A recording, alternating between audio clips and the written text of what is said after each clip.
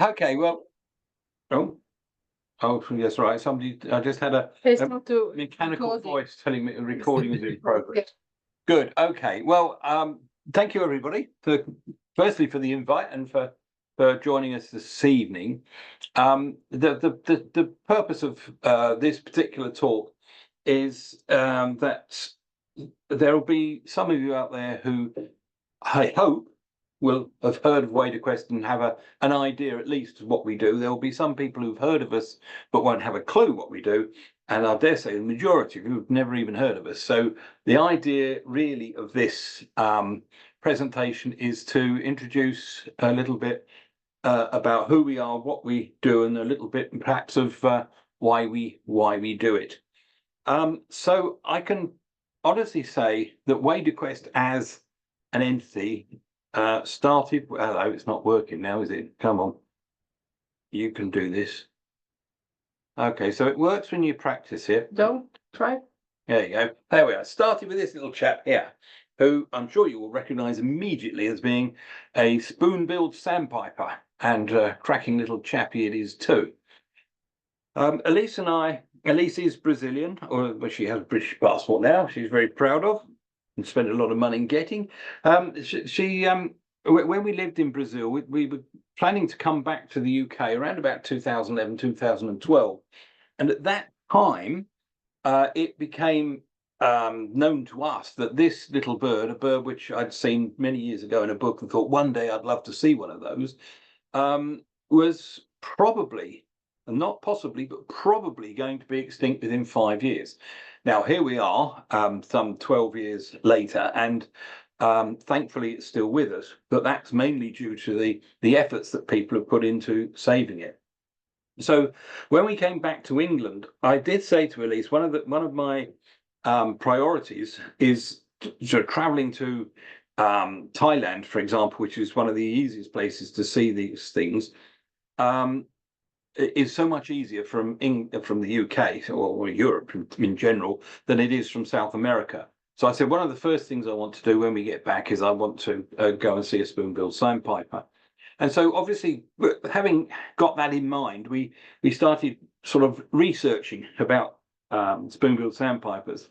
And to cut a long story short, what we found was rather horrifying, and we thought that perhaps rather than just go and see it, maybe there's something we can do to help with its preservation in some way. Now, we're not scientists and and so on and so forth, but so obviously in those situations, what tends to happen is you think, well, maybe I can help by raising some money. So we came up with this ingenious idea. We, instead of just flying to Thailand and coming back again, having seen the spoon-billed sandpiper, hopefully, we would continue. This was the original idea. Continue off on round the world, visiting various places and just see as many wader species as we possibly could.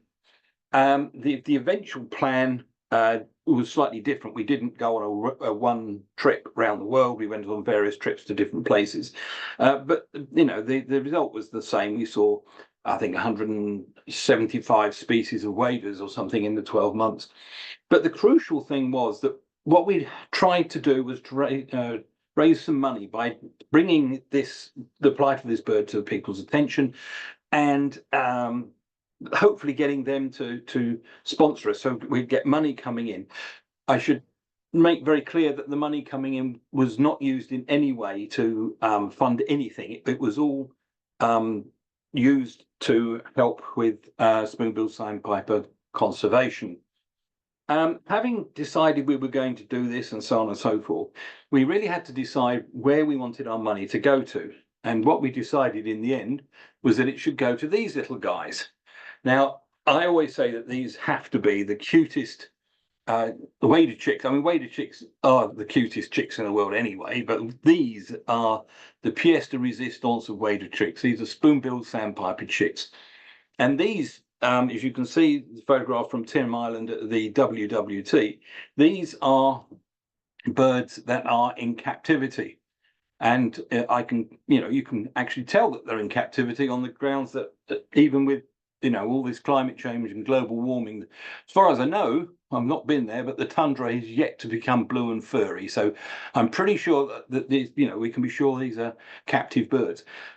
And it was that WWT effort to grow a captive breeding population of the species, so that if they went extinct in the wild, there would still be, unlike the passenger pigeon, a population in captivity. Now, I'm sure you're all aware that that hasn't worked, but it wasn't for the want of trying. But that is where we decided we would put the money that we would gain or raise as we travelled the world. And so it was that we decided the first date that we were going where we were going to start was the 1st of November. And that was in 2012. And 1st of November 2012, we went on our first trip. It wasn't terribly ambitious because we lived in Northampton at the time, and we drove all the way to Norfolk. We really wasn't a million miles away, to be honest, because Norfolk, and in particular Titchwell, which is where we were heading, it always has been one of my favourite places and is always good for waders. So we thought we'd kick off our world list of waders by starting off at Titchwell. So we thought we knew which wader was going to be the very first wader on our world list. And we were really confident about this. And because we were going to drive, as I said, between Northampton and Norfolk, the majority of the route across that route is through the fens. And although the fens are no longer a big wetland, they are very, very attractive to lapwings, particularly in winter. So we felt sure that lapwing was going to be, this chap here, what a beauty it is too, was going to be our first wader.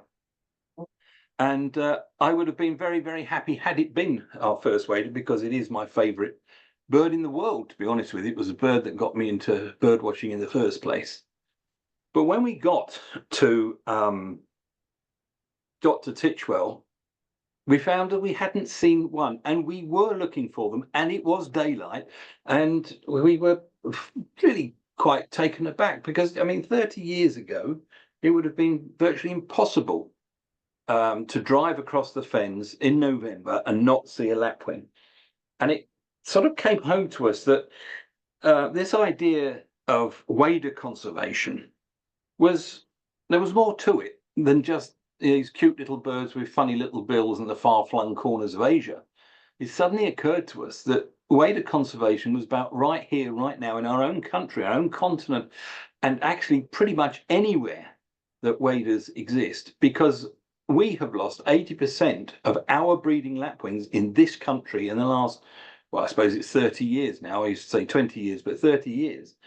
And as a result, this was one of those moments that as we travelled, we became more and more aware of the depth and breadth of problems that these birds face in all different habitats. Pretty much every habitat that they can be found in, there is something that is causing them to decline. And so this was one of those sort of moments right at the beginning that began this journey in our minds, along with the journey physically around the world, to where we are now.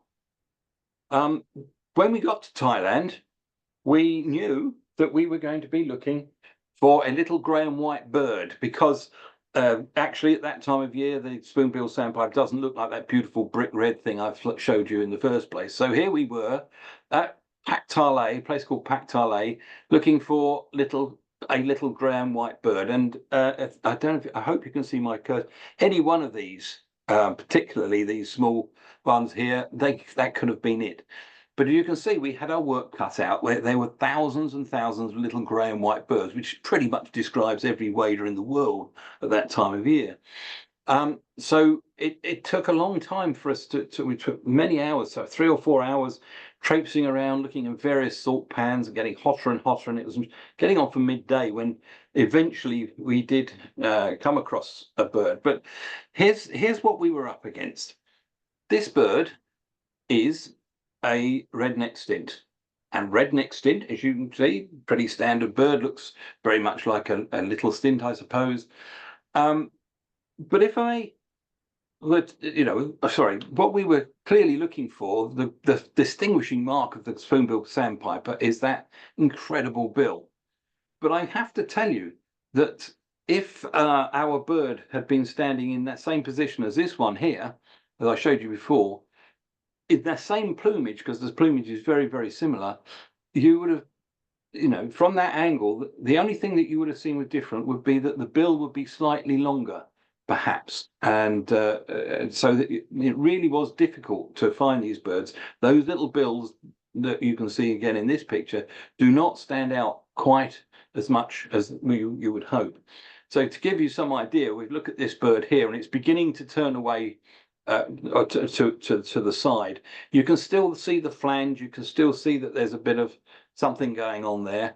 But when it gets to the next one, because it looks more like a duck, it's slightly upturned. And look at those two birds together, they are so similar. So imagine looking through thousands of red-necked stints, trying to find the one that looks very, very slightly different. But of course, as you're doing that, you do come across other birds which give your little heart a leap. Because here we have a bird, there's something going on at the end of this bill as well. Look, what's going on here? Is this a flange? Unfortunately, it's not. It's one of the characteristic little bend at the end of the bill of one of my favourite waders, the broad-billed sandpiper. It's got this beautiful double supercilium that is so clearly shown here. Just wonderful little bird. Now, the thing is that I always say that any day that you can see that involves seeing a broad-billed sandpiper is a good day. And seeing a broad-billed sandpiper always brings your heart, warmth to your heart, unless, of course, you're not looking for a broad-billed, you're looking for a spoon-billed, in which case, of course, it's a little bit frustrating. Sorry about that, the broad-billed sandpipers, but you've been downgraded slightly. Any road up, needless to say, we were very pleased to see our first spoonbill sandpiper. Now, I know that you will see better photographs of spoonbill sandpipers, indeed you already have, but this spoonbill sandpiper is very special to us because it was our first one. It was the first photograph that Elise took, and so it, as I say, it has a special place in our heart. And we were greatly relieved, of course, because everything that was to follow in the next year of travels really revolved around this species. And if we had failed to have seen it, it would have all sort of been a bit of a damp squib, perhaps. It would have felt a little bit empty. So very, very pleased to see it. But of course, if you do go to Thailand, and I hope some of you have, and if you haven't, I hope you will, because the birding there is fantastic. And there are a number of other really tasty waders. Now, I don't mean that you eat them, I should point that out. Really lovely looking waders and also quite rare to be found there. And this is a Nordman's greenshank. You can see it's quite clearly a greenshank. It looks like a greenshank, but it's stockier. It's got a bulkier appearance to it, thicker necked. This is sort of a yellowish colour instead of a bluish colour, and those legs are quite yellow. You can't really see much of them there, but they're actually quite yellow. And really quite a distinctive bird. There's only around 5,000 of these left in the world, and the majority of them pass down through the yellow sleet, and in particular you get them wintering in Thailand. So very much a key species to look for if you're going to be going to that part of the world. I hope I remember to talk about them a bit later on when we're talking on a different subject. So I'll try and remember that. I'll get my glamorous assistant to make a note. Remind me to mention those Norbans later on. But of course, there's also this little quartet here, which are very, very pleasing. The top left is Mongolian plover. It's just lovely. No, it's not Mongolian plover. What I'm talking about? It's a Malaysian plover. Sorry. I haven't had my baked beans today. I'm not at my normal best. Malaysian plover. It's a cute little bird. As you can see, it's very much, I suppose, akin to our Kentish plover with that little red cap and so on. But you can see that the marbled look on its back here is really quite special. Super little bird that hangs around on sandy beaches. In fact, all of these birds you'll notice are on sandy beaches. And that is probably a bit of a problem for them, because if you think about it, why do people go to Thailand? They don't go there. Well, I don't know, perhaps I want to ask that question. One of the reasons people go to Thailand is the beautiful beaches. And of course, when do they go there? They go there in the spring when it's, ostensibly got the best weather, etc., etc. And a lot of the time, this means that they're in conflict. So no, I'm talking nonsense again. They will go there in winter because that's why people go there, for winter sun. I beg your pardon. And this is when these birds have come down from the north and they spend a lot of time on the beaches. And if people are filling the beaches, there's no room for these guys to feed and sort of sustain themselves, ready for migrating back north again. This bird here on the top right hand side, that is a white-faced plover. And that is an extraordinary bird because it was first discovered many, many years ago by a bloke called Swinhoe. And somehow or other, it disappeared off the radar, and its name became, Deobatus, became a subspecies of Kentish plover. And then in 2002, I think it was, a bunch of birders found these birds and said, well, hang on, these are not Kentish plovers. What are they? And they thought they'd found a new species of plover. But what they had in fact done is found again the white-faced plover that Swinhoe found all those years ago. So they'd rediscovered it. But you can see there's no dark, really. This is a female, but there's no dark. There's certainly no black in the males on the front of the face, unlike you can see in this Malaysian plover. So they're not difficult to identify, but they are extremely rare, and you have to go, get help to find them because they're only in particular places. Bottom left is a long-toed stint. I don't expect you to measure it, but that long middle toe, being the same length as the tarsus, is apparently a clue that it's not, in fact, a leaf sandpiper, because they look very similar and they also have yellow legs. But the fact that there are dozens of them around here in Thailand also gives you a bit of a clue that they're not the American leaf sandpiper. So they're a particularly nice bird to see. And this is Elise's favourite bird, the Pteryx sandpiper. And what a cracker it is. It kind of looks like a bird that's been put together from lots of different parts that were left over when they were making waders. So the legs are too short, the bill's too long, the neck's too long. But even so, it has a little charm all of its own, and it's a cracking little bird.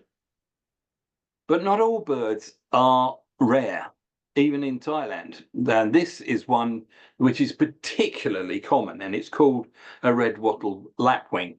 And unlike our lapwings, which they like sort of remote places and places where people aren't generally, they're not very friendly. These you can see on, well, even on the grassy areas between on the motorway, what is it, like the median strip of a motorway, you find them in parks. And if you're rich enough, you've got a huge garden, you'll get them in your garden. Then they're not really very frightened of people. They'll scream at you rather than sort of fly away when you come across them. So that sort of concluded our sort of trip to Thailand. And on the way back from Thailand, we stopped off in the United Arab Emirates. And one of the reasons for stopping there was for us to see a particular species of plover or lapwing, like this the red-wattled lapwing. And when we got there, the very first species we saw was another red-wattled lapwing. Why am I showing you this? Just purely out of interest, really, because the perspicacious among you will have noticed immediately that there is actually a difference between these two, and it's quite subtle, but it's this collar here. So instead of having a cheek patch, the white on the race that lives in the Middle East, it all comes all the way down and joins the flanks, whereas this has this black collar across here. So this is albinuca. No, is that right? What's it called? Albinuchalis. That's right. So that means sort of Sorry, I'm getting this all wrong. I'm having a bad day. It's atro-nuchalis, which means black-naped or black-necked, as opposed to this one, which actually is called Aigneri, which was named after the chap called Aigner. It's nothing to do with its plumage, but you can see there's a distinct difference there. But this obviously wasn't the species that I was hoping to see. So the very next day, after we got there, we got some details from a friend of mine called Tommy Peterson, who used to be the recorder for the United Arab Emirates, and he told us to go to a particular place. But he said, when you go to look for your special bird at this particular place, keep an eye out for sociable lapwings, because we've got sociable lapwings passing through. Now, sociable lapwings were one of the species we thought perhaps we wouldn't see, because obviously when you're planning long distance trips, you have to do them a long time in advance. So you can't arrange to sort of bump into things on migration. So we tended to go to places where birds bred or wintered, so that so there were populations where we had a better chance of finding them. So the chance to see a sociable lapwing really was quite exciting for us. So we went to this place, and we spent a bit of time looking around the fields, the ploughed fields that we were told to look in, and we came across in fact some very peculiar things. That was what appeared to me to be little yellow sticks sticking out of the ground, and there seemed to be a number of them in this particular field. And I was looking at them, wondering what on earth they were, when suddenly one or two of them started moving. It turned out that what I was looking at was the legs of the white-tailed lapwing. And it was, in fact, the white-tailed lapwing that had been my target species. So they're a very, very strange situation where the first thing I saw was the legs. But bear in mind, there's a bit of heat haze and so on and so forth. So that's my excuse anyway. But if you look at all the colours you can find in this particular bird, even the blacks and the whites, you see there's somewhere it matches what's behind. And this is clearly a bird that has been has evolved to blend in with its background. So you have to ask yourself, why is it that it has legs that you can see from outer space? I mean, those legs really, really stand out. You would have thought this would be something that would be a danger to them. But if you think about it, I mean, I'm assuming that colour, because they're somehow used in displays or something or other. But if you think about it, when is this bird most vulnerable? It's most vulnerable when it's sitting on eggs, because that's when it has to sit down on the ground for long periods of time. They have these great big eyes, as all lapwings and plovers do, ideal for seeing great distances, which is why these birds like to nest in open areas, so they can see danger coming a long way away.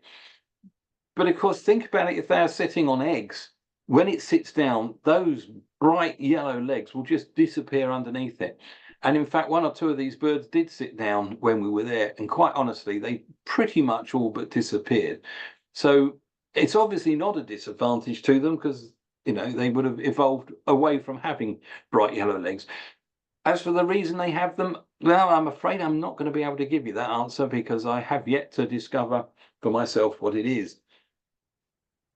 We were really pleased, obviously, to see our target species, but I was a little disappointed that, having searched all the plough fields extensively, we didn't manage to find any sociable lapwings.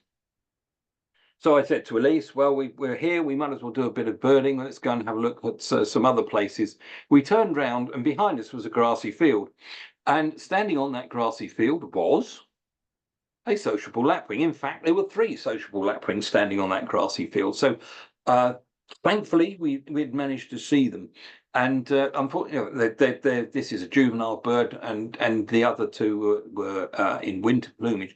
These are really, really beautiful birds in their breeding plumage, but nevertheless, fascinating birds, and really, really exciting to see, not just because they were on migration and we were really lucky, but because they have become fabulously rare more recently. They're now critically endangered. Now, I don't know if any of you were sort of twitchers back in the 70s and 80s and possibly into the 90s. The sociable lapwings used to turn up fairly regularly in East Anglia in particular, and Cambridgeshire, and Norfolk and so on. And I saw several. In fact, the first one was in Dartford in Kent, and I saw several. But over these recent years, and the intervening years, they have become increasingly rare. Now, why is this? Well, partly it's because the steppes that they used to breed on were converted from being grasslands to being farmland. But that didn't really adversely affect them, because they tended to find farmland just as useful for them, because as long as it's open land with a lot of views, not lots of hedges and trees and so on, but open land, which is what the steppe farmland was like. They could still find places to nest and so on. In fact, some people said that if you wanted to see sociable lapwings, go to where the human habitations are, where the farming is done. You've got a better chance of seeing them there than finding them out on the steppe itself, because they're more visible. So what was it that caused the decline of this bird? Well, it was the collapse of the Soviet Union, I'm afraid, because when the Soviet Union collapsed, all those people that had been forced onto the land were no longer forced onto the land. And then many of them said, well, I don't want to do this. I'm going to go back to the cities. I'm going to have a better living back in the cities. So many of those communities and farmland, they just got abandoned. Now, your immediate thought would be, I'm sure it was me, was, well, surely that's a good thing, as it will go back to steppe. But sadly not. Because it had been so degraded, because it had been changed, it was more fertile than it used to be. There weren't the grazing animals there that should have been there. Instead of going back to grassland and steppe, it turned to scrub. Lots of bushes and trees began to grow up. And if you are a lapwing, that is not good for you. That sort of habitat is an anathema to you. You can't use those big eyes to see things coming, and you become more vulnerable. The result being that they stop nesting, basically, in vast tracts of the steppes. It also doesn't help that they're shot in quite big numbers, even though they're tremendously rare in places like the Lebanon. People go to the Lebanon from Malta and across Europe just so they can shoot stuff, because there are no laws there about not shooting things. And I've seen a very distressing photograph of something like 40 or 50 of this species lined up on the bonnet of somebody's car, where he's just been out and blasted them for the hell of it. So they still have problems. There are two populations, one that goes and winters down near Pakistan, and the other that goes to Sudan and Eritrea, that part of the world, and they all have to go through the Middle East, and it is that population which is still declining, whereas the ones that fly sort of to Pakistan region are actually doing a little bit better, along with sort of a lot of conservation help and so on. They are actually not doing quite so badly. And there was another species in the UAE that we particularly wanted to see, and it was this one. You can see just by looking at it why we would want to see it. If you cover the head up with your hand or something, you would think that was an avocet, wouldn't you, with the blue legs and the black and white and so on. And indeed, somebody did suggest that this looks like an avocet that's flown into the window and folded its bill back on itself. They do have that great big bill for a reason, and they're not called crab plover for nothing. They do tackle some really huge crabs, and they're just such a beautiful bird that we were determined to see it. And indeed, this is by Shankar Hotta, who's an Indian chap. I had to show how beautiful they are, because we didn't get quite so close as that, but we did see 200 of them, which was really quite nice. The bird that's a bit darker here, this is a juvenile bird, and actually the breeding of this bird is unique among waders. It's an extraordinary bird. That bill is not just good for catching crabs. It's also very good for digging holes in sand, and they use it, in fact, to make a burrow into a sandy hillock, if you like, about 50 centimeters long. They'll dig a hole at a bit of a chamber at the end, and in that hole they will lay a single white egg. Now, you think about the wader eggs that you know. They're all cryptic because they nest in open areas on the ground. They need to be invisible. So this bird doesn't need to do that because it's nesting in a hole. Oh, sorry, it's nesting in a hole, so a white egg is fine. It's not going to cause any problems. The other thing about these birds is that they don't they don't have precocial chicks. Precocial means that if you look at wader chicks and other ground nesting bird chicks, once they've hatched, they develop much more in the egg. And then once they've hatched, within hours, once they've dried out, they can feed themselves, they can run, and will be led away by their parents to the best feeding grounds and so on and so forth. The parents don't feed them, but these parents do, because if you think about it, if you're stuck at the end of a 50 centimeter tunnel, you're not really going to be able to feed yourself very much. So of course they have to bring them morsels of crab, and gradually those bits get bigger and bigger, and eventually they bring them live crabs. The chick will come to the mouth of the hole, and eventually it will be coaxed out. And quite unusually, even when they're at this age here, where they're more than capable of fending for themselves, they still beg from their parents for food and so on. But eventually, of course, they will mature and go their separate ways, which is a good thing.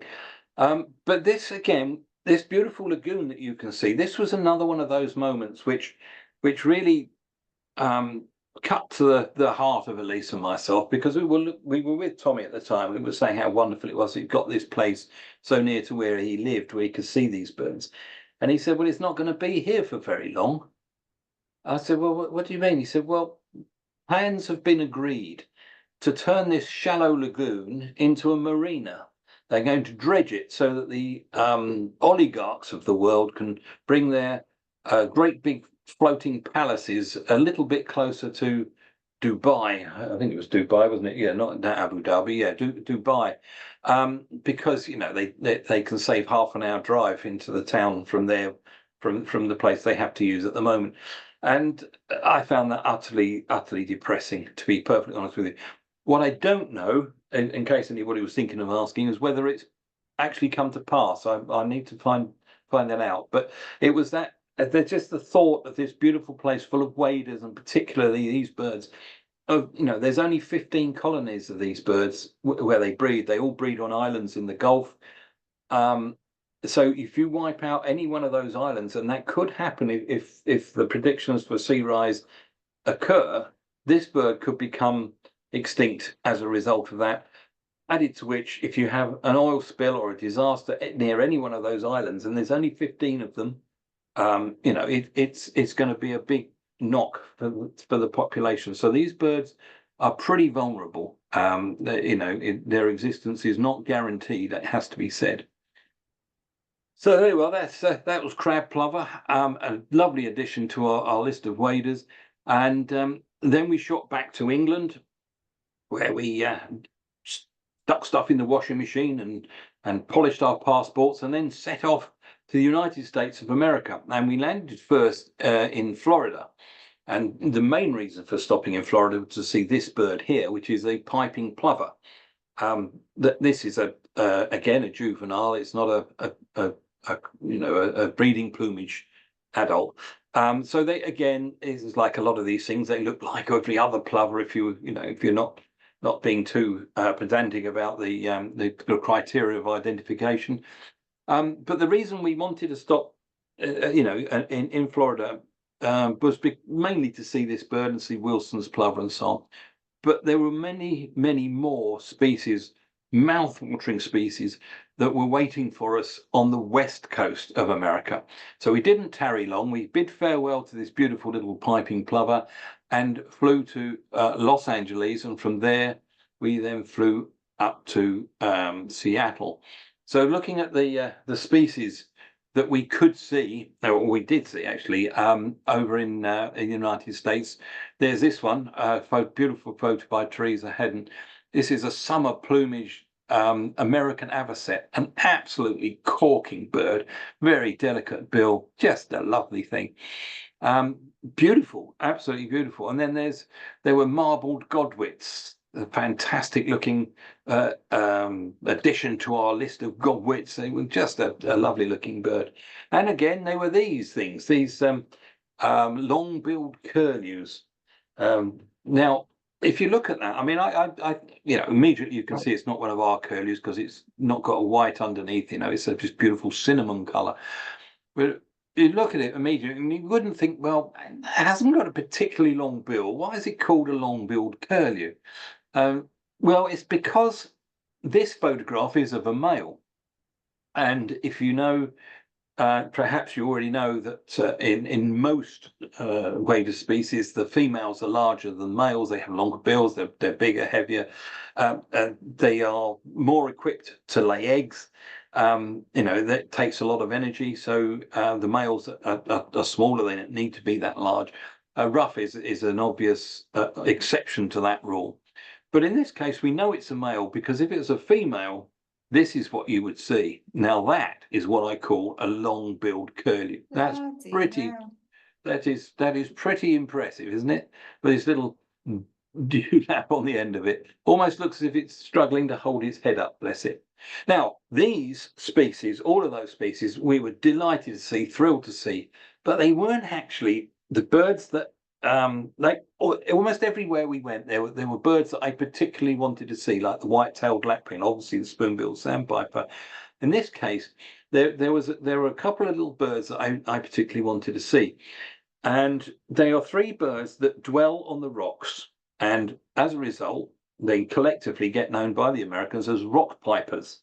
But they are three separate species. There's the black turnstone, the surfbird, and the rock sandpiper. Now, the black turnstone, if all of them breed up in the Aleutian Islands and up in Alaska. Actually, starting with the surfbird, if you want to see one of those in the winter, you go anywhere on the west coast, all the way down through America, Mexico, Central America, down as far. We even saw them down in Chile when we got there later on. They're widespread. The black turnstone, you can get them on the west coast, down as far as Baja California, but the rock sandpiper only gets really as far as Washington State, sometimes into Oregon, but mostly in Washington State and in Canada and so on. So that's why we flew to Seattle, because I particularly wanted to see a rock sandpiper.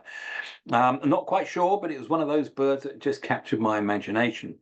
Now, bear in mind that what people have said is when you get to find these birds, when you go to the right habitat, you will see these birds, and they're almost, actually, they didn't say almost, they're always together. If you see one, you're going to see them all. And so I was really quite hopeful. We arrived in Seattle. We got picked up by my friend Knut, who's sadly no longer with us. Lovely, lovely man. He took us down to a place called Ocean Shores, where he assured us that we would see our rock sandpipers. We arrived at the place where we were going to see a lovely rocky groin and some fantastic habitat for rock-dwelling birds. Unfortunately, at the time we arrived, it was a torrential rain, like all coming across from the sea. The rain was going horizontally. The wind was blowing like hell, and the waves are crashing over these rocks. And quite clearly, this was not an ideal bird watching situation. And immediately got soaked, and I got out of the car and I said to Knut, I said, how on earth do you people go bird watching when it's like this all the time? He said, well, we just get wet. And I thought, well, yeah, I suppose that's right. He said, the trouble is you haven't come equipped for this. And I looked at him, and he'd all covered in oilskins and all sorts, and he's happy as Larry, and I was in my jacket and jeans and soaked to bits. Anyway, I wanted to see these birds, so we walked down the shore a little bit towards the groins. And it was quite clear that there were no birds on these groins. They just couldn't have been there. So I was just explaining to Knut how it was. Now I regret not building in any extra time. It never occurred to me when I was planning all these trips that we wouldn't see things. Now, bear in mind that I'd said we'll go to places where they breed and where they winter, so they were likely to be, if not common, sort of regular, so quite easy to see. And I'd allowed us an afternoon to see the rock sandpiper. I should have allowed a bit longer because we stood there and it was quite clear we weren't going to see very much. And as I was explaining this to him, I saw a movement out the corner of my eye, and I looked across at the groin, and a bird that had been hunkered down underneath the rocks, presumably, had just got a little bit nervous because of our closer approach, and he popped up onto the top. It turned out to be a black turnstone. Now, these are cracking little birds, aren't they? Beautiful, just, I mean, very much like ours. A lot less white in the head, not so rufous clearly, but, you know, clearly a turnstone, and they're a great little bird. And of course, now I'm very excited because this is a lifer for me, a black turnstone, fantastic. And I know that hiding in those rocks, there's going to be, yes, you guessed it, up pops a surfbird. Look at that, what a cracking bird that is. Beautiful, beautiful thing. And of course I'm beside myself with joy because we got 2 out of the 3. Mind you, we've got the 2 that we could get elsewhere. We've only got 1 to go. But it was just a matter of time, really.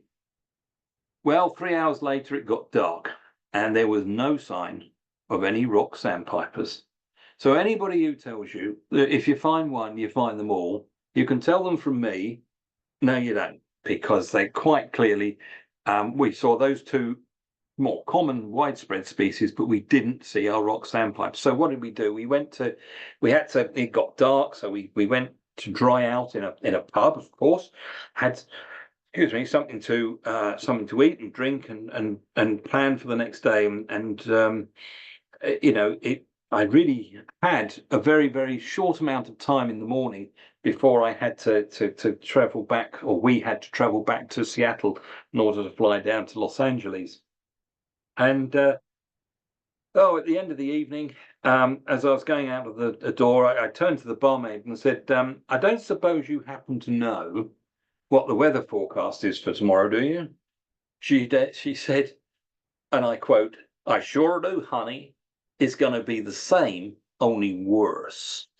And that did not fill me with a great deal of cheer. And I should point out that I think she must have been visiting from Louisiana or somewhere, because that clearly is not an accent that you would hear commonly in Washington State. Nevertheless, disheartened I was, and we went to bed. And when we woke up in the morning, I'm very happy to report that the lady's barkeeping skills were infinitely better than her weather forecasting skills, because it was a clear day, not a cloud in the sky, not a breath of wind, and it was beautiful sunshine. So I said to Elise and to Canute, who was still with us, I said, let's go. We've got 20, 30 minutes before we have to head off. Let's go and try again. And needless to say, my dear wife is, I have to say that this lady is eagle-eyed. Very, very often, when she first started birding with me, I found, you know, I was in the position I thought to keep pointing out birds to her, but she would find them before I did, and so I don't bother looking anymore. I just show her in the book, this is what we're looking for, and this is where we're looking, and she will find it. So she's a great boon to the lazy birder. And so we went down, and within 5 minutes, at least, had found a rock sandpiper, and that's it. Now, what was all the fuss about, you're going to say? It looked just like a purple sandpiper, and I agree, it does really look like a purple sandpiper. There's a few subtle differences, but it was a bit touch and go even then, because Elise called me over. She said, they're here. And as I approached, just as I got to her, they all flew off and flying away from me and flying out to sea. Well, not out to sea. They looked like they were flying across the estuary, and they were going to go back to the other side, which was a 3-hour drive away, I should point out. So I looked at these birds, desperately trying to work out which ones were rock sandpipers, in the vain hope that I would see enough to be able to tick them. And they got smaller and smaller and smaller and smaller, and suddenly they turned. They went through 90 degrees and headed towards the mouth of the river, and then they turned again and they came towards it, and they came closer and closer and closer and closer, and they landed right in front of us, As you can see from this photograph. They really were very, very obliging. So that was a great relief to me and to Canute, I have to say, who was beginning to take the strain as well. And of course to Elise, because she didn't have to put up with me for the next goodness knows how long, complaining about the fact that we had missed the rock sandpiper. So we did go back down to to California. We went down San Diego and we saw a lot of other super birds like mountain plovers and so on. And the birds that I've just shown you previously to these as well. But then, we had to, time runs out and you have to go home. And we went home and again, used the washing machine, brushed our teeth, polished our passports, and we headed for Australia. Now, Australia, if you've been to Australia and you're into waders, you're in for a real treat there. I can tell you. If you haven't been, go. It's fantastic. Now, here's a little selection of plovers for you. Top left, you've got the banded lapwing. This bird we actually saw at the airport when we arrived. Not this particular individual. This clearly wasn't taken through an aircraft window. That actually proved to be quite a difficult bird to see. We only saw it once more when this photograph was taken. The bird next to it up there is called a masked lapwing for obvious reasons, perhaps. That beautiful yellow lappet and the yellow wattle that go over its eyes, and what a great bird. And these birds are really quite intimidating. In the spring when they nest, they are very, very, very vicious. And the children have been known, in fact, advised as well, to take a different route to school if you're passing a lapwing's nest, because they will attack children. They'll attack anybody, but of course children find it a lot more intimidating than perhaps adults do. Bottom left is a thing called a red-kneed dotterel. It's obviously called red-kneed because it's got red ankle joints. Anatomy, the knees are up here, but who cares? That's what it's called. It's called a red-kneed dotterel. These birds frequent ephemeral pools, particularly in the north of the country. So it'll rain, you'll get a pool will appear. These birds will appear. They'll nest next to it. They'll hatch their eggs. The chicks will have abundant flies because as the water recedes, it attracts lots of insects and so on and so forth. And then when the water's gone, they'll move on and find another ephemeral pool. The bird bottom right is a black-fronted dotterel. These are fairly ubiquitous in the sense that almost, I think they're over most of the country. Certainly everywhere we went where there was wetlands, we found these, and we saw on golf courses and other places as well. So you can see absolutely fantastic looking birds. Added to which we got then the red-capped plover, very much like the other small plovers that we know. Top right, you've got this fantastic stilts and avocets. Now you've got three species here. This is the red-necked avocet. This is white-headed stilt, much like our black wing stilt. And this bird is called a banded stilt. And it's an interesting thing because avocets have upturned bills, and they also have, you can't see it here, but they have webbed feet. Stilts, on the other hand, have straight bills and no webbing in their feet, but they're same family. So they're stilts and avocets, Recurvirostриdae. So they're in the same family, but there's a very distinct difference between the two. And this guy here, the banded lapwing, the banded stilt, is like a missing link, if you like, in the middle, because it has webbed feet and it also has a straight bill. So it makes that link between the stilts and the avocets. Fascinating. They're lovely to see all three of them together. Bird bottom left is another brutal looking bill on it. This is the beach stone curlew or beach thickney, depending on which term you like to use. Striking bird, very much it's only ever seen on sandy beaches and so on and so forth, which of course is not good for it because sandy beaches in Australia are quite frequented. And its little cousin, a nocturnal bird, it's the oh my gosh, brain's gone dead. There's the other stone curlew, beach curlew, and that one. Oh goodness me, this is embarrassing. I will come to me in a minute. Anyway, this bird is a nocturnal bird, and when we arrived in one of the hotels, I was a bit disgruntled because they wanted to charge me for parking my car in their car park.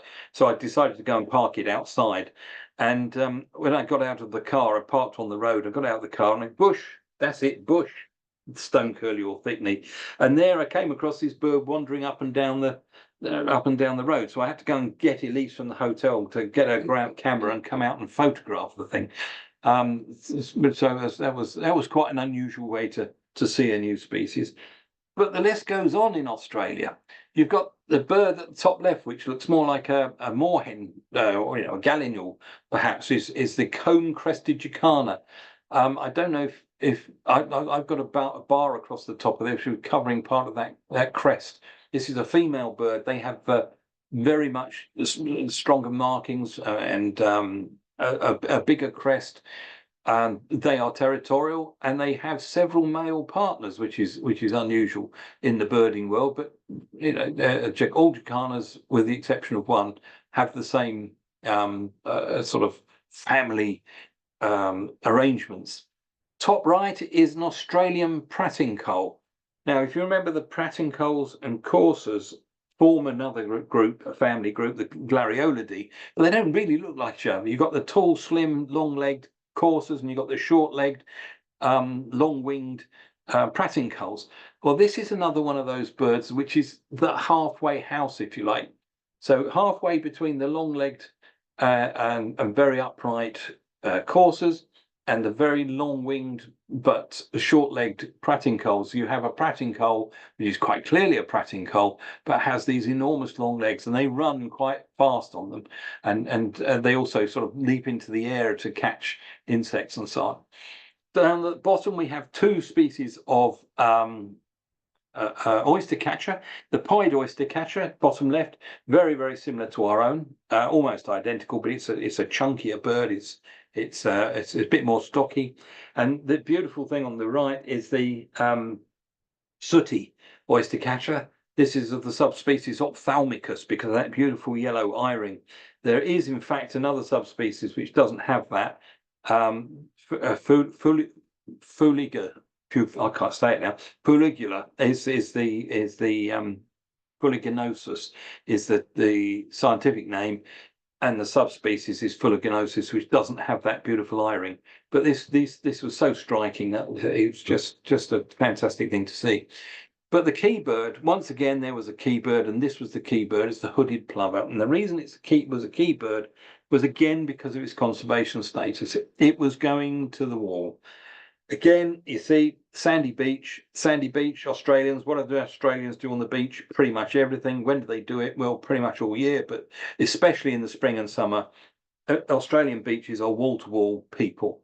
These birds rely on sandy beaches to breed and feed. They never, ever go anywhere else. They don't go to mud flats. They don't go to sandy beaches. They don't go to grassy fields. They only stay on these sandy beaches. So if they're full of people, they've got nowhere to go. They have to go to the margins, and they found it impossible to breed. So what was happening? They had a 5% success rate. So for every 100 eggs that were laid, only 5 would ever fledge. And that is a course to extinction, unfortunately. They needed to have 50% or more to be a viable population. So what happened there was something of a very, very inspiring to Elise and myself, and made us think quite differently about waded conservation than we had been before. What had happened was people got involved. People who lived near the beaches where these birds were nesting said, well, hang on a minute. I like these birds. I want these birds to be here.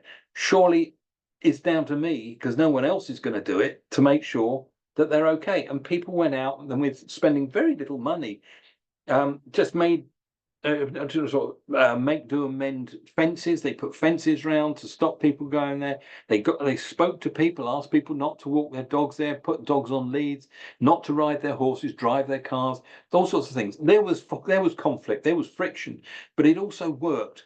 And over the entire south coast of Australia, thanks to BirdLife Australia, who coordinated the thing, all these local people took charge of their beaches, took charge of their hooded plovers, and within 6 years, that 5% had gone to 50% success rate. So it just goes to show that you really can make a huge difference. And this was something that Elise and I learned, that it isn't just about BirdLife International, the RSPB, all these big international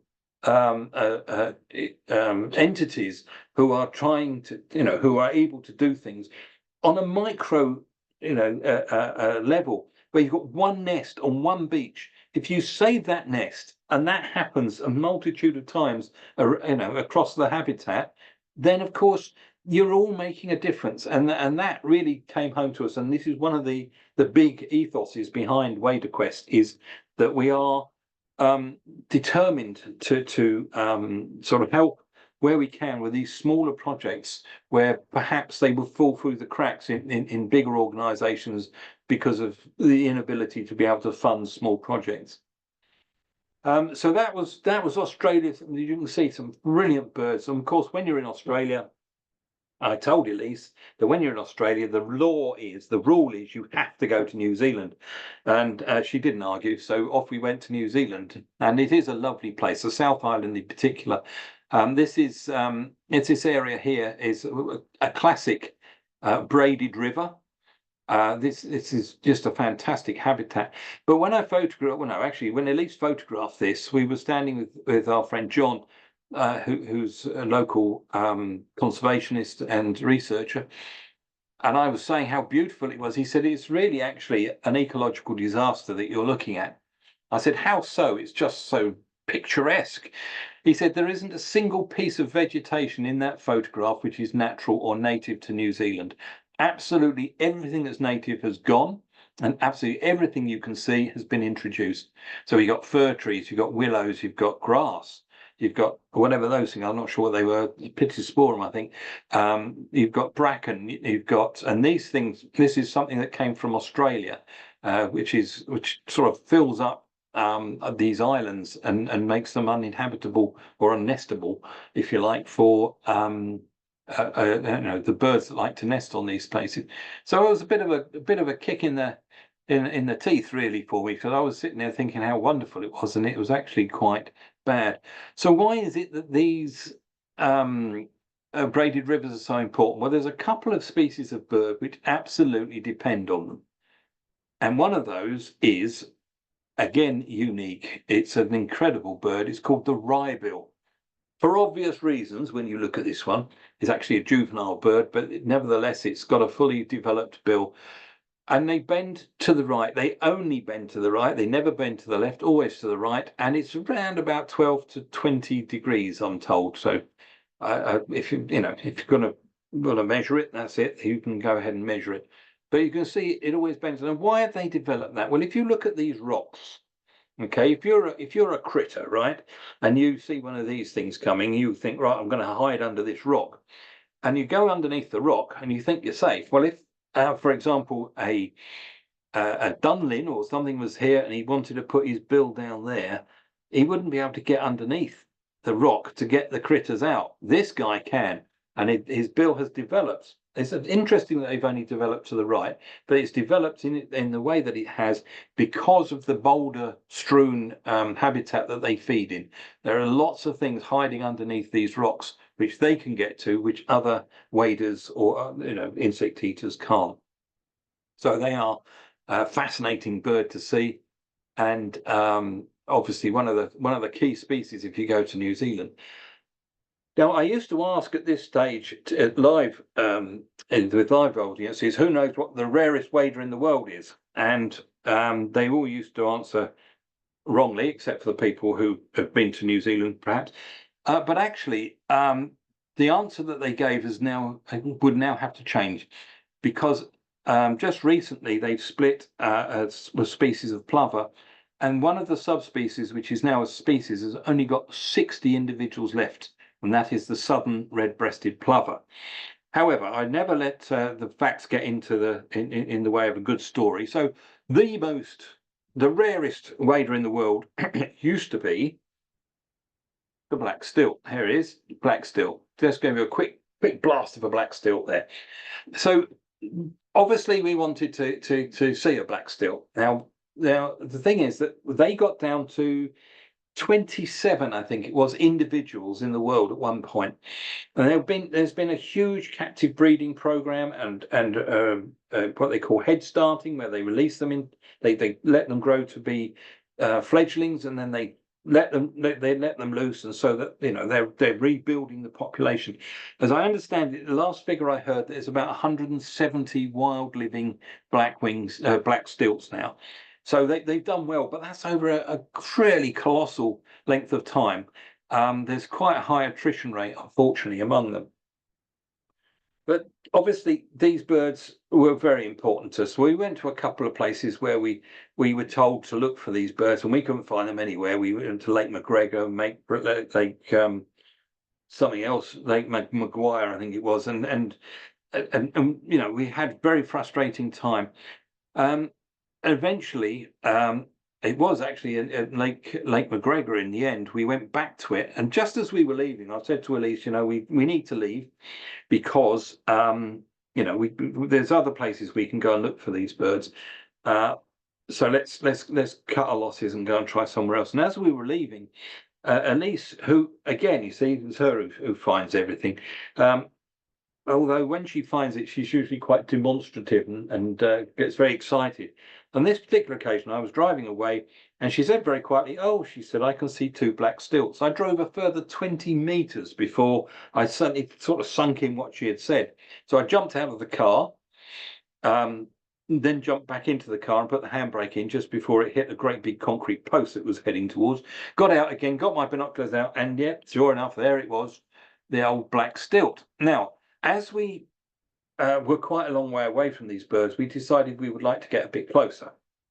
And we tried to get closer and closer, but of course it was a bit marshy, and the birds would go behind these tussocks, and we would move forward, and then they would reappear, and we'd move forward. A bit like that the game we used to play in the playground when we were kids.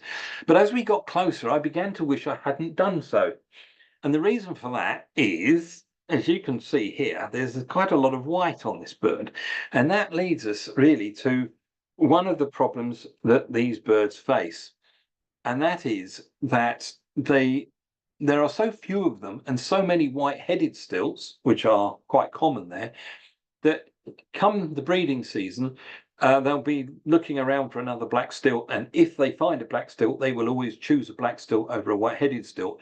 However, if there are no black stilts and there are white-headed stilts and no other black stilt, the black stilt will say, "Well, you know what, you'll do." And the problem is there are many, many hybrids out there. So when we saw this bird closer and discovered that it had got lots of white on it, I began to doubt whether or not we were actually looking at a black stilt, and this could easily be a hybrid. So again, they said, let's move on. Let's go and find some more somewhere else, because we really, really want to see these birds. So we left McGregor and we headed for a place called Glen Tanner. And at Glen Tanner, we had high hopes because we were told this was probably our best spot. And as we got there, we stopped the car, looking down over the braided river, where we were hoping to see these birds. And what was parked right on the edge of the braided river, right out there in the middle, a 4x4 vehicle. I was incandescent with rage. We'd come all this way to see the black stilt, and there, parked right where we were told to look for black stilts, was a 4x4 vehicle. But as I looked, I noticed that there was actually a lady there. And she would, well, I don't know, she seemed to be sort of flinging things around, a bit like, well, I suppose if you think of a mad bag lady in the park feeding the pigeons, something like that, if you picture that. And I thought, well, what's going on? And there were all these pigeons all flying around her. And I thought, this is absurd. What on earth is going on? Then I thought, time and place. Where are you? You're in New Zealand, and you're in at a braided river. Why on earth are there pigeons here? So I looked again at these pigeons, and of course what I saw was not pigeons, but stilts. Immediately, of course, we jumped in the car and drove down and joined the 4x4 parked where it was, and we were surrounded by stilts, absolutely surrounded by them. And I got out of the car and I said to the lady, I said, well, hello. I told her who we were, what we were doing. I said, what's going on here? She said, well, I work with the reintroduction program of the black stilt, she said, and and I'm feeding them. And I said, well, this is marvelous. I said, now, sort of backtracking a little bit here. Um, I should point out that this is one of the birds that we were looking at there. There's several of them. You will notice at this point, as I did, that there's quite a lot of white on this bird. And so I suddenly had this thought, so, well, okay, I can't really be sure about that bird I saw before, whether it's a hybrid or whether, like this one, it's a juvenile. So what happens is the juveniles, they're born with a lot of white on them. As they get older, it takes about 4 years for them to become completely black. As they get older, they lose the white. So the bird we saw could have been a juvenile, but it could also have been a hybrid. So I said to the lady, "So what's what is the problem here? Why? Sorry, what are the chances are? What are the chances that the birds that we saw down at Lake McGregor were proper, genuine black stilts?" And she said, "Well, I can't really tell you unless you show me some photographs." So we showed her some photographs, and she flicked through them, and she came across this photograph, and she said, "Yep, that's a black stilt." It sounds like she's from South Africa, but trust me, she was from New Zealand. And I said, "Well, what is it? Because it's got white here and it's white here. How do you know that this white isn't make it a hybrid?" She says, "It's really, really very simple." I said, "Yeah, what's that?" He said, "It's got rings on its leg." I said, "Really? That's how you tell them apart?" She said, "Yes." She said, "Because look, what happens is every single bird that we release has got rings on its leg. Every bird that hatches in the wild, when we catch them, when we see them, we catch them. We do a DNA test. If it's a genuine black stilt, if it's 100% black stilt, we'll put ring on it. We'll ring its leg, and if it's a hybrid, we ring its neck." No, she didn't say that. No, so I kind of wish she had, but no, she didn't say that. So they don't put rings on it. So here's the thing with the hybrids: some hybrids are all black, and that is most peculiar. But if you see one of these on your local park, down at Drift Reservoir or somewhere, you see one of these. If it hasn't got rings on it, you can't tick it. All right, that's the rule. So what is it then that made these birds so rare? If you think back to those braided rivers, I mentioned white-headed stilts. White-headed stilts nest on islands. They nest in colonies, and therefore they have a certain amount of protection. The black stilts would nest as pairs, but they would nest on the riverbank and not on the islands, so they weren't protected.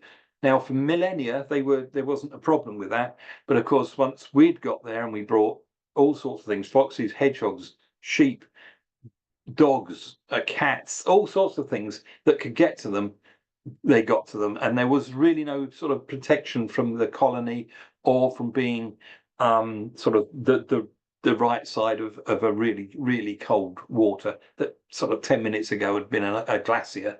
So that is the story of the black stilt and why it's still struggling to this day. But nevertheless, we were very, very pleased that we got to see at least one or two birds, even if they hadn't that long ago been released in some cases.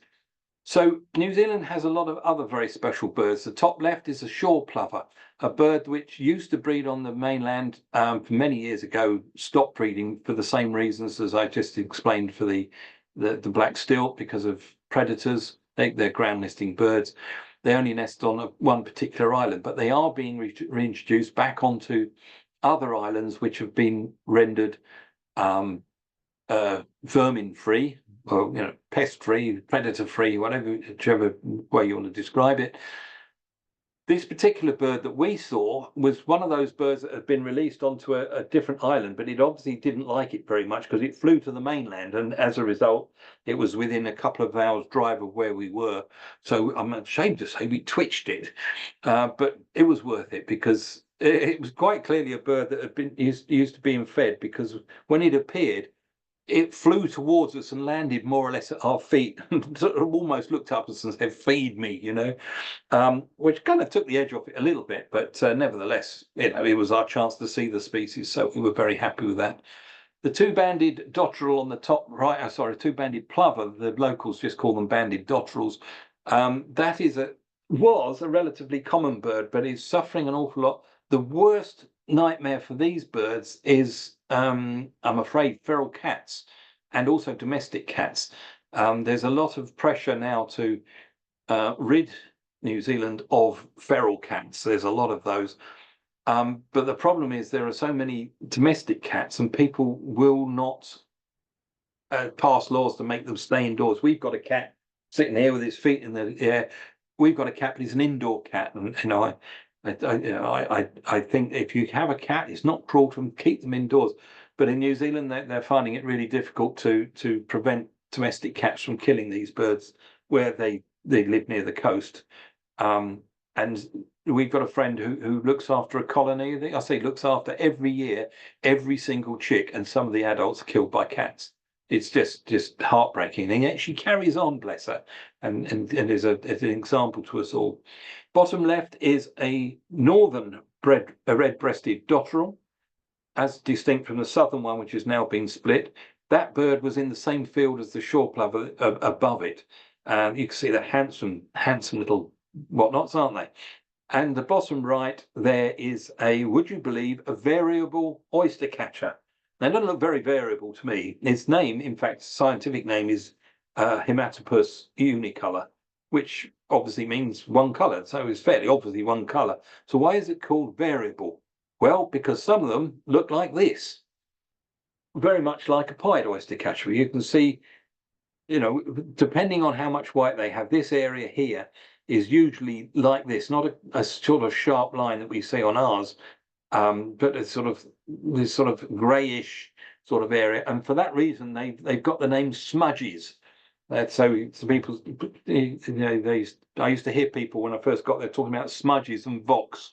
A voc is a variable oyster catcher, and a smudgy is also a variable oyster catcher, just in a slightly different plumage. Now, one of the other birds we saw there was this, and it is a bar-tailed godwit, as you probably recognised immediately. The thing is, it's kind of strange to be showing it in New Zealand, because you get them here, obviously. But in New Zealand, there's something special about the bar-tailed godwits, and that is this. If you look at this map that's coming up here, you can see that the bar-tailed godwits there are of the subspecies Bowery, and they nest up here. Okay, they're different subspecies to the ones we have, but they nest up in this region here. And in particular, the ones that nest in Alaska, all of them winter in New Zealand. Those that nest here, mostly, or for all of them, winter in Australia. But here's the thing. These birds, they fly from Alaska to New Zealand. Now, a lot of speculation about how they get there. Obviously, you've got Hawaii, you've got Fiji here. There are places where they can stop. But people noticed that the amount of time it took them to fly from one to the other meant that they couldn't possibly have stopped, because when they stop over, as you'll see later, they stop for several days, if not weeks sometimes. And these birds were leaving here and turning up here in short order. So what happened was they put some satellite tags on the birds in New Zealand. One of the things they wanted to find out was whether or not they all went to the Yellow Sea and then on to Alaska, as was suspected, that they do this sort of round trip rather than a backwards and forwards trip. And that indeed was proven to be true with these satellite tags. And they followed them all the way up here. And up here, that was really going to be the end of the experiment, except one or two, or in fact one in particular, bird whose name was E7, she had a satellite tag that just kept going and going and going. All the other ones, the batteries ran out. She must have had one of those batteries, the sort of battery, I mean, the one you stick up the backside of a pink rabbit. That's that one, Other batteries are available. It must have been one of those, because it kept going and going. And eventually, where's my little tag? Oh, here it is. Eventually, she left Alaska and headed back to New Zealand. Of course, they were all praying that the battery would continue, and it did. It continued and continued, and they thought, well, she's obviously going to Hawaii, but she didn't. She doglegged. She continued. They thought perhaps she'll stop in Fiji. She flew straight past Fiji, and her satellite ran out about here. And the next day, she was found here, and she had flown non-stop 7,270 miles in 8.5 days. That was no non-stop. So there was no rest, there was no water, there was no food, there was no sleeping, no sat nav, no roadside services. There was nothing for her. But 8.5 days of flying, and she set the world record for the longest flight of a land bird anywhere in the world. That is quite remarkable, and it was one of the things that really got to Elise and myself, and thought, well, what fantastic! You know how big Godwits are. How on earth do they do this? And she did this year after year. Can't remember how many years she did this for, and eventually, of course, she didn't return. And her a record of the longest flight lasted for quite a long time, until a man came along and spoiled it all. Of course, a male. There was also a female. A male Godwit flew this route. He was supposed to come to New Zealand, because you can see he's an Alaskan bird. Somehow he ended up in Tasmania, and he broke the record. So he became the longest flying land bird ever recorded at 8,350 miles, and he flew for an incredible 11 days. 11 days. Now, one of the things that is crucial, and I'm going to take you back a slide now. Well, I can do it here. This area here is the Yellow Sea. Okay, and that's where they fly to on the way back to Alaska. But there's something crucial about the Yellow Sea. The Yellow Sea is a place where I'm going to take you back one, because it's easy to show you. All the waders that breed in this region here, including spoonbill sandpipers, and including, because I remembered, the entire population of Norman's greenshanks, they all fly down and funnel through this area here. So they'll come down, longbill curlews, everything, far eastern curlews, everything. They'll come down, they'll funnel through here, and then spread out again. So this area is absolutely crucial for long distance migrant wading birds, and it is that region which is causing massive problems to the world's populations of waders, including, as you can see, the entire population of Alaskan breeding bar-tailed godwits fly through there. So why then is it such a problem? Well, you may or may not be aware of this, but this is the problem. This is what's happened over around about 60% of China's and South Korea as well, their coastal mudflats, this intertidal zone, which is so crucial to so many birds. This is what's been happening. So 60 to 70% of all their mudflats have disappeared because of this. So these are trucks down here. This is a huge motorway, and so what they've been doing is they will identify an area that they want to fill. They will get trucks and they will just keep dropping rocks and rocks and rocks and rocks until they build a complete wall. When that wall is complete, they'll then dredge this. All this mud will be pumped out into the sea, and it will be concreted over or grassed over or whatever it is they're going to do. And they will build a huge city in there, because this is a city here that will hold a huge city with almost everything you can imagine going on in there. And so this is what's been happening to the Yellow Sea.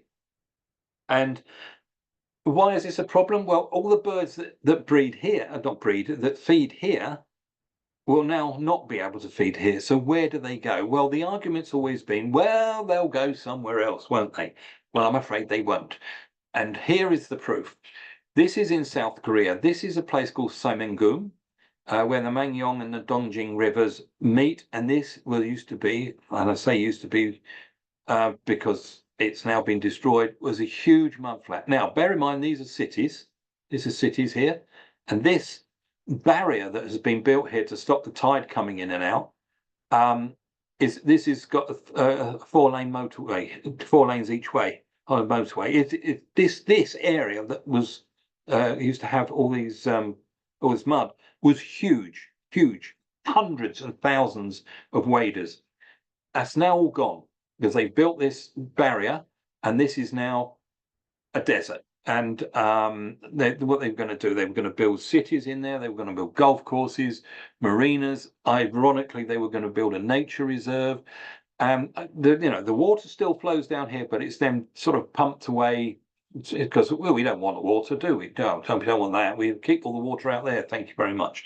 So the tides don't come in and out, and the mud flats have died. And so all of the birds that used to breed in there, feed in there, now can't. So what happened to them? Well, I can only tell you what the scientists proved. These are great knots. In that particular area that I just showed you, there were 90,000 great knots. These great knots were breeding up in Siberia and wintering down in Australia, and they all passed through that Simon estuary every year and headed down to Australia. So they counted these birds. They counted the birds on the 2 estuaries to either side to find out how many of the birds would go there once the estuary was destroyed. And they counted the number of birds in Australia that overwinter. So they had a benchmark saying this is the number of great knots we have here in winter. Eventually, of course, the thing was built. The mudflats died. The birds disappeared. And so what did they do? They counted the birds on the 2 estuaries to either side, and they found there was no difference. Those birds hadn't gone to these other estuaries. They were already at saturation point. So there may have been, the individuals may have been there, but the number of individuals hadn't changed. So some of the birds had just gone. And the Australians did a count of their great knots, and they found, yes, you guessed it, 90,000 short. So what had happened to these birds then? Where had they gone? As everybody kept saying, well, they'll go somewhere else. Well, unfortunately, they didn't. That is what happened to 90,000 great knots. Also 14 spoon-billed sandpipers and thousands of other species of wader that used to feed on there, but now no longer do because they cannot, because it is a barren wasteland. And as soon as this happened, the people who had put their money in to build the great big mega structure suddenly realized what they'd done, and they all pulled out their money and said, well, we're not doing this anymore. Too late. They killed the estuary. Now, the last I heard, it's still just a big wasteland, and that was many, many years ago. Complete disaster. So I put it to you, if anybody tells you that it was a good idea to start putting barriers up to get a hydroelectric power in this country by blocking off the Severn, blocking off the Wash, blocking off Merseyside, blocking off all these wonderful estuaries we've got, resist, because this is what will happen here if they are allowed to get away with it. So as you can see, what we discovered, waders are in peril. 48% of known wader populations are in decline. 30% of all wader species are extinct, threatened or near threatened. So you can see that waders are in a bad way, and it's what is really causing all this. I mean, not everywhere is having Simon happening to it. For example, our northern lapwing, for example, why have we lost 80%? We haven't just destroyed somewhere that's got 80% of our lapwings, have we? We haven't. It's a cumulative effect. Little bit of wetland here, a little bit of a wet meadow here, there. Lots of little places where there's perhaps 1 or 2 individual pairs nesting have been drained. See the lapwing. I nicked this from the BTO. I hope they won't mind. It's not a very good copy as it happens. But that's the decline in lapwings. But so how is this happening? It's happening by a cumulative effect, not because of any one disaster. But that's all the bad news. I've given lots and lots of bad news, but the cumulative effect does also have a positive effect. If you look at this bird here, this is what a piping plover looks like in summer. The pretty little bird with that little orange half bill there, lovely looking thing. Now, The same thing happened to piping plovers as happened to the hooded plovers of Australia. People decided they liked having these birds on their beaches and they were going to protect them. And so they did. They protected them, and they stopped the people going near them. They stopped dogs, etc., etc. So this is something you're not going to see very often in a Waderquest lecture or talk, and that's a population going up. And that is the problem is that the only reason they are going up like that is because of the management that goes into looking after them. If we ever stopped protecting them on the beaches, and they're still improving it. They've turned up in Chicago now to breed where they haven't bred for many, many years. They're doing fantastically well because we're doing something about it. And again, it's local people that are doing it rather than big organizations. So this is fantastic news. These are black-tailed godwits. You can see that. Look at these. This is the egg tooth here. They're literally just out of the egg. This one's the second one from the left is damp still. So why am I showing you these little beauties? Well, this is what they grow up to look like, as you well know, beautiful birds. And this is the reason I'm showing it to you, because this is an example how, I'm not suggesting everybody will do this, but this is an example of how passion and individuals can make a difference. The lady here is called Astrid Kant. She's a Dutch lady. She's a self-employed dentist. Every year she takes 3 months off, unpaid, to go and save black-tailed godwit chicks. In fact, she only ever looks that happy and smiley when she's got black-tailed godwit chicks in her hand. The guy on the left is also a bit of a hero. He's a farmer. His name's Jan. I have to say he looks rather more bemused by the whole situation. But together, these people have saved thousands, hundreds at least, but particularly in her case, thousands of godwits. Every year she goes to 30 different farms where the farmers have said, yes, you're welcome on our land, show us where the godwit nests are. When we go to harvest the silage, we'll avoid those nests. We won't go over those nests, and so on and so forth. And so by doing that, she has single-handed saved a lot of it. The problem has been, as is happening here, the change from hay to silage, because hay gets mown in late June, July, when these birds will have all fledged. The silage is being cut much earlier, so it either runs over eggs or kills young chicks that can't fly. The mowing machines, it's quite tragic. But by doing what she's doing and what people like Jan are doing with her, means that many of these birds are now being saved. In fact, she got the equivalent, I think, of an OBE, or I think it is, from the King of Netherlands for the work that she's been doing. But she's just an ordinary person. There's nothing special about her, apart from what she does. These two wonderful people in South America, in Brazil, they have fashioned themselves into to warriors for waders and all beach birds. Really, they have managed to get local councils to close beaches to vehicles. The work that they've done, the threats that they've had from people, who want to drive their cars on the beaches and so on. These people are absolute saints. They're absolutely wonderful. And, it just goes to show that we can all make a difference. So what difference is it that Waderquest's making then? What exactly is it that we do? What is our role? Well, basically, we don't have a reserve. We don't go out and do these things. But we raise awareness, basically, about the challenges waders face in the modern world. And we raise funds, of course, we're a charity, to support wader conservation initiatives worldwide, crucially, especially those involving locally led community projects. People like Astrid, people like Bruno and Karina in Brazil. Those are the people that we support and fund, because they won't get it from anywhere else. And they need it. They don't need a huge amount, but they do need it. I admit Astrid probably doesn't, but that's a sort of a by the by. So Waderquest is entirely voluntary. So we don't get paid anything. We don't take expenses for anything.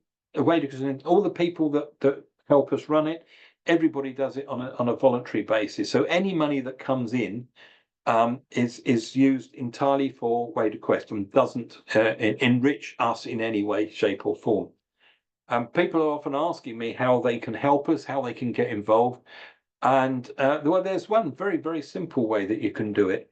And that is by using these things. I'm sure some of you are au fait with the social media and so on. I must admit, I'm not terribly good. But whether you're on Facebook, Instagram, Twitter, or it's now called X, obviously, LinkedIn, any of those things. There's another one called Blue Sky, I think, something like that. If you're on any of those things, we're on it.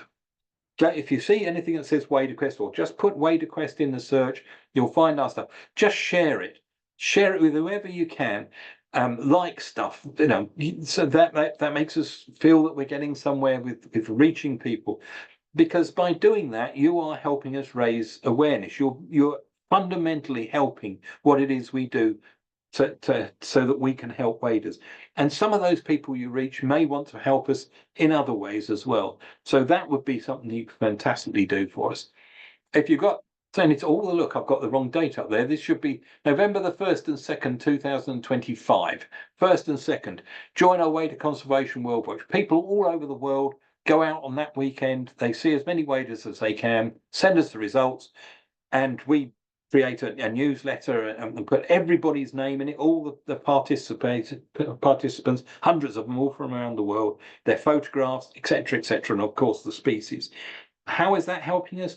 Because people go out and they do, some people do organisations, some clubs and so on will do a special trip out and, to go out especially to join in. And people say, what are you doing? Why are you doing this? We say, well, we're joining Wader Conservation World Watch. They'll then look it up and they'll find out and they may want to join us. So again, this is the crucial way that people can have fun watching waders and at the same time help us reach more people. The clue is that the greater a number of people that can be made aware of the plight of waders, the more people there will be that care, and the greater a number of people that care, the more chance we've got of changing things. So caring is the first step to conservation. So if you care, this is a way of getting involved. How do we raise funds? Well, subscriptions, obviously. You can become a friend of Waderquest. 100% of all subscriptions goes into our grants fund and it's used exclusively for wader conservation. Look at that. We've held it again for another year, £10. That's 19p a week for an individual. That's not a huge amount. I know times are tough for us all at the moment, but 10 quid is not a huge amount. And what do you get? Well, you get a free warm fizzy, fuzzy feeling inside. The intensity may vary, but I think it's the caveat we have to put on that. We get donations. The donations, 100% of that will all go to our grants fund and won't be used for anything else. And of course, we have sales, so you can buy our stuff. By the way, if you hobby your phone over these QR codes, you can go straight to our website and to our sales thing. So we have all sorts of things we sell. 25% of all of our merchandising, that also goes direct to wader conservation. And it's just a little book here. I know you can't see me, but now you can. You say, what a handsome chap you're all saying. Somebody wrote about this book that we wrote, Quest for Waders, which is the story of our travels and so on and so forth. Breathtakingly excellent, like a birding Michael Palin. So if you like Michael Palin, this is the book for you. If you don't, it's nothing like Michael Palin. It could be very Durrell-esque with a vivid description of time and place, plus a few laughs along the way. So there is quite a lot of humour in it. And also a lot of information about conservation and the waders that we saw. 100% of the takings for this go to Waderquest. Elise and I, who wrote it, we don't take a penny from that. And the same applies to this one, Inspiration of Waders, which is more about how waders have inspired us and how this thing here is not a murmuration. A murmuration is for starlings. There's no starlings here. These are waders. This is an inspiration of waders. And the book is designed to show how waders have inspired humanity over the years and why that collective noun applies to those birds. And we also wrote a children's book, Yuri the Spoon-billed Sandpiper. And this is him and his little egg here. This is him. Again, all of these 100% goes to Waderquest. the idea of this book was we were going to get it translated into the languages along the flyway of the spoon-billed sandpiper, and 2,000 copies are now in Chinese schools. So that's something we're extremely proud of having done. And I'm just now going to. I've babbled on a long time, and I've given you lots of stuff. But there is another bird I just want to tell you about. A little story here at the end to finish off, to try and lighten the mood a little bit. This bird here is a piping plover, and his name's Rocky, which is a peculiar name for a piping plover, I'll grant you that, and you'll find out why in a moment. This one here is a western sandpiper, who the ID experts among you will have already identified due to the length and shape of the bill. Yeah, all right then. So this piping plover, why is he called Rocky? Well, on the very first year he tried to breed, he made a little scrape, and he summoned a female and said, "What do you think of this scrape?" And she said, "Well, that's wonderful," which is how it all works. And she laid 4 precious piping plover eggs in that scrape. Then it all began to unravel a bit, because he looked at it and said, "Well, that's absolutely wonderful. I like that such a lot. I want one for myself." So he went off and made another scrape. He couldn't actually get any, biology got in the way of him producing any eggs. So what did he do? He found 4 little egg-shaped rocks, and one by one he rolled them between his little legs with his bill and put them in his nest, which is absolutely adorable, ever so cute. But there is a problem, and that is that piping plovers, both sets of both parents, need to incubate the eggs if they're to be viable. So when the female it was her turn, she would be incubating her 4 eggs. When it was Rocky's turn, he'd be incubating his 4 rocks. And needless to say, those 4 precious piping plover eggs didn't become precious piping plovers. So the following year, when he came back, the researchers said, if he does the same thing again this year, we're going to take those eggs straight away, going to hatch them in captivity, fledge them on, and then re-release them, because we need all the piping plover eggs, chicks we can get. So they watched him very, very closely, and he made his little scrape, and he called a female, and she looked at it and said, "Yep, that's lovely." And she laid her 4 precious piping plover eggs in it, and he stood back and looked at it and said, "You know what? That's lovely." He said, "But there's something missing." Then he thought and he thought, and he said, "I know what it is." And he wandered off, and he found another, or the same little egg-shaped rock, just one, and he rolled it between his legs with his little bill and added it to the eggs.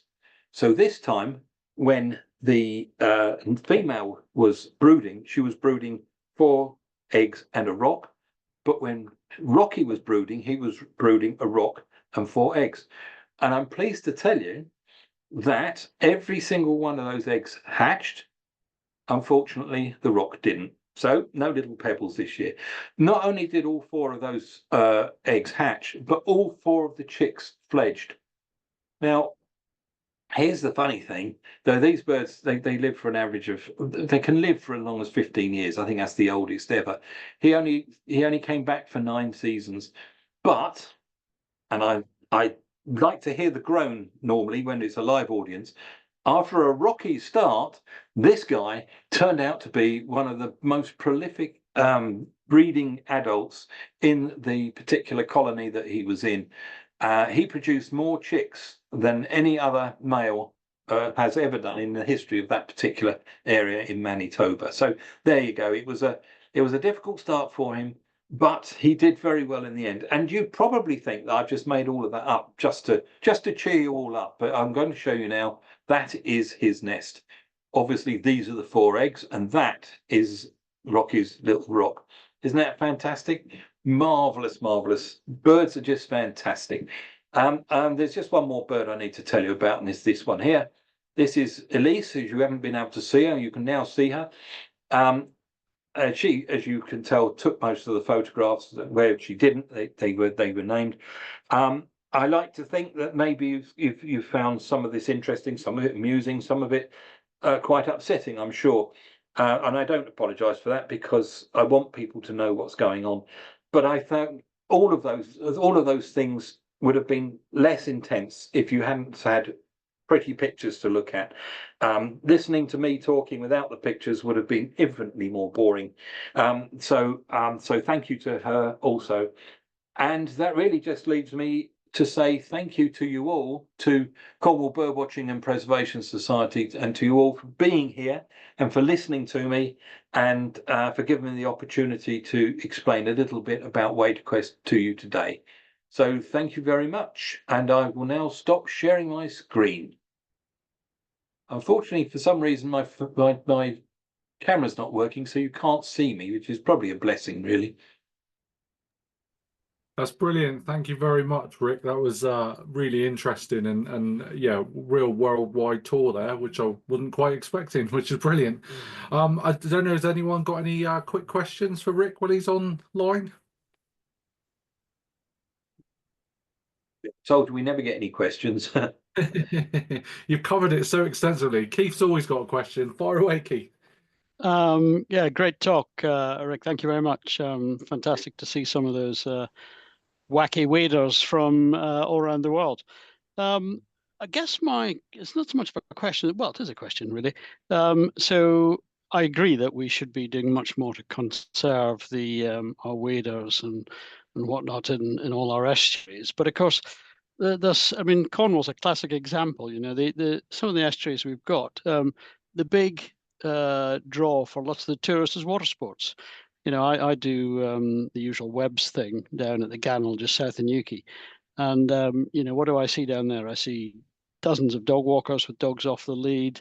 Next door, there's a whole bunch of houses on the northern shore with domestic cats everywhere. At high tide, paddle boarders come chuntering up from the sea. You know, you get riders on horseback scaring the few waders we have there, and so on and so forth. And I'm sure the same is true in all the estuaries around Cornwall. Add to that jet skis and all the rest of it. I mean, short of stopping or limiting all those sort of water sports during well, all year round, you know, breeding and sort of roosting and foraging, our waders are just going to be sadly declining, and that's Cornwall. I mean, in the bigger picture around UK, of course, you've got Ed Miliband and climate change enthusiasts who are very keen to build barrages and tidal lagoons and barriers in order to bolster the sort of intermittent sources of non-fossil fuel energy, because of course the tide is you know, not intermittent like sun and wind. It's twice a day you will have this coming and going, particularly in the Severn, as you mentioned. You know, we're on a hiding to nothing, I suspect. Not quite sure what we do about it. Any thoughts? Well, with regard to the recreational side of things, there are, as we've seen in Australia and also in the United States, and actually in this country, there's a place up in the Northumberland. We've got people up there who have a thing called Save Our Shorebirds. Is it Save? No, Space for Shorebirds. There's people in Kent who do something similar. The Teesside people, they concentrate on educating, and it sounds very patronising, but informing is perhaps a better way of putting it. People that use the beaches. In the same way as happened in Australia and in New Zealand and in America, it's surprising how many people are receptive to being advised that what they're doing may be compromising the survival chances of these little birds. There's always the idiot. There's always the person who gets aggressive and deliberately runs his dog through roosting birds and so on. There's always those idiots. But it's surprising how many people are receptive. And it is surprising also, again, Bruno and Karina, how local authorities, if there's enough people express an interest, those people are all voters. And that's why we believe that find more people that you can get to sort of sign up to this sort of thing, you know, the more chance we got of changing things. But beach sharing is something that happens a lot in Australia. So you have it, say this beach is for dogs, this beach is not, and it's policed. and people who take their dogs on there, even on a lead, will be asked to remove them and go elsewhere. So they're you know, we as conservationists, and because of all the research that goes on, one of the keys for this research is to say this area is crucial, that one marginal, that one not so much. Put your dogs there. This one, put them on a lead. This one, don't have them at all. And it's surprising actually how effective that sort of approach can be. By not telling people you can't do that, say you can do that, but this place would be a better place for you to do it for these reasons. And most people will say, yeah, oh, right, yeah, it's fine. So I tell you, one of the worst things though is these people, I can't remember what they're called. They're on surfboards, but they have these parachute things. They are one of the worst things. They scare the bejeebers out of waders all over the place. We see those, and they're pretty scary. So what can be done? I don't know. And how are we going to be able to run our country without having renewable energy? Who knows? I don't know what the argument is, and I'm not about to get into it here. But I do think that we need to think about doing it in a way which is not going to compromise the very existence of our birds. That's all I can say to that. Really, I don't think there are any answers, Keith, if I'm honest with you, which are straightforward. We just got lots and lots and lots of little battles that we have to fight and try and win them all, or as many as we can. Thank you. You're welcome. Fantastic. Thanks, Rick. Is there any other questions?